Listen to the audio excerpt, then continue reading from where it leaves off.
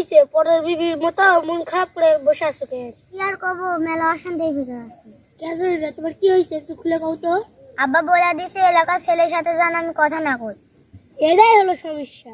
বেটি সাল বড় হয়েছে কি না হয়েছে, একবার বিজলি ছুড়ে হয়ে গেছে। তুমি চুপ করো তো, তুমি কেমন আমি জানি। তুমি যে আমার সাথে কথা কও এলাকার সব ছেলেদের বলে দিছো। কি কও? আমি কেন বলবো? আমার দায় ধরছে। তুমি যদি না কও তাহলে আমার আব্বার কানে খবর কেন করে গেল?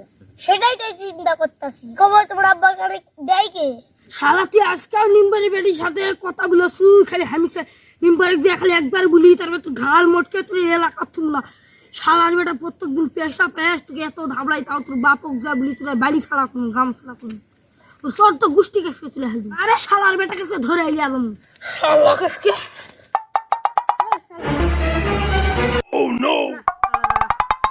কেরে তোর আমি কইছি না এই এলাকায় ঢুকবি না, এটা নিম্বারে বেটি। ভাই আমি আর ভুল হয়ে গেছে ভাই, আর এই এলাকায় আসবো না। না তোকে আমি এর আগেও দুইবার সাথ দিয়েছি, কিন্তু এবার দিব না। তুই আবার নিম্বারের বেটির সাথে প্রেম করে, আগের বাইরে তুই কথা দিচ্ছি, আজকে তোর আমি ধরে নিই। তুই তোর এমন পেদানা পেতে তোর নামকে তোর বাপের নামও মনে থাকবে না, তোর নাম কোনটা তুই কে চিনবি না।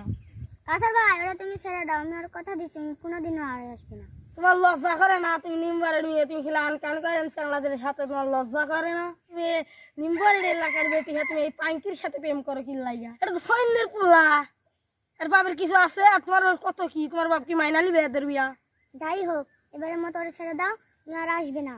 এ কথা বুঝলি তো? এলাকায় তুলে দেবে, আরেকবার তুই দেখি তাহলে তো ঠ্যাঙ্গির উপরে তুলে দেবো। গেল্লা ভাই, ওরা ছেড়ে দাও। যা এর কারণ যাও।